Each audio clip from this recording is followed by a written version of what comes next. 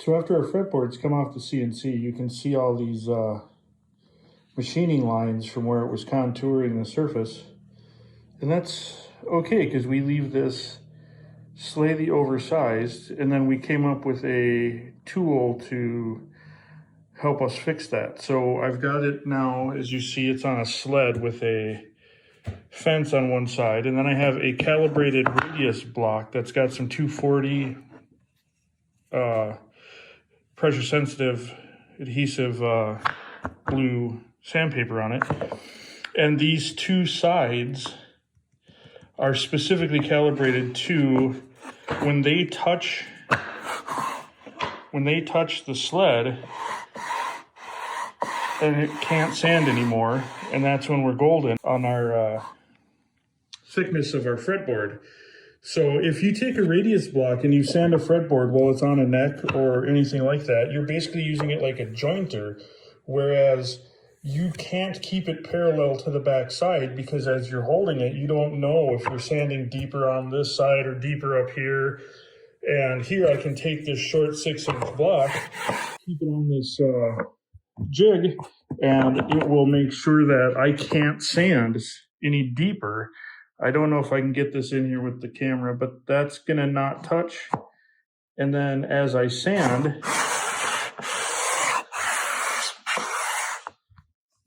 as I start sanding on here, you'll see these little lines right here that are all left from the machining, and they'll start going away. And I'll show you that in just a second.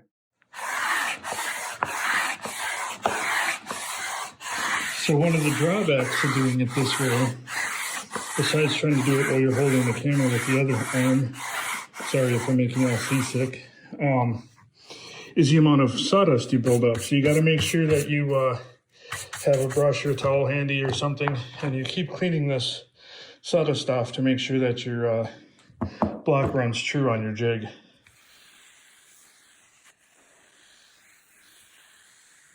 Okay, so now that we vacuumed this off, you can see there's still some sanding dust in the fret slots. We'll take care of that with some compressed air. But we have now sanded all of those machining marks out of it. And now we have a nice flat and even consistency of thickness on the fretboard from nut to body side of the fretboard. And of course, there's still finish sanding to do, but this is a good way to make sure that we're keeping everything as consistent as possible from fretboard to fretboard.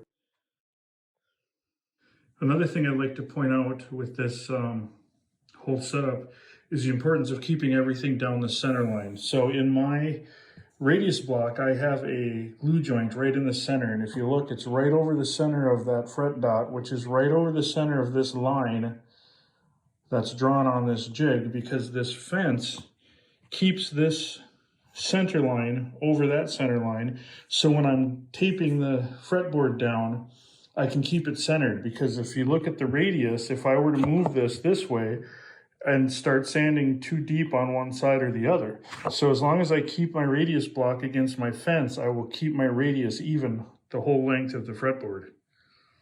So now that we've been off the CNC for a spell and we're doing this hand sanding, all sanding from this point forward will go lengthwise the direction of the grain down the fretboard, whereas my CNC machine put all of its marks perpendicular. So if I see any scratches that are not going lengthwise, then we know that I have a little bit more to sand off from the CNC machine, because all the marks from sanding will now go with the grain. I know some of you may have questions about how I'm holding this fretboard down. I'm using the old tried and true blue tape and super glue method, and that gets a lot of flack on the internet, but the fact is it works when you need it to. And in this case, I calibrated this sanding block based on the thickness of this tape twice, and then the thickness of the sandpaper. So the block is calibrated to that. So if you look here, I have two different blue tapes. I have the 3M, and I have this clean release from Duck. And the Duck tape is actually slightly thicker than the clean release, or than the 3M. So I have to continue to use the clean release. Now, the reason I have these two different kinds is not by accident. I use them for different purposes based on the thickness of the tape. And if you look here, I've got the X-Fasten, which is also a great tape for mounting stuff. But this double-sided tape has got quite the body to it. It's very thick. And it's also very compliant. It's very squishy once you have it taped down.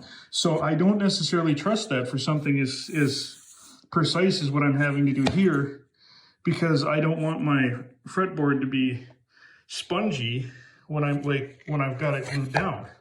So I glue it down with the duck tape, the duck clean release, and super glue. And I have to always use that because that's the thickness that my block is calibrated for this particular jig.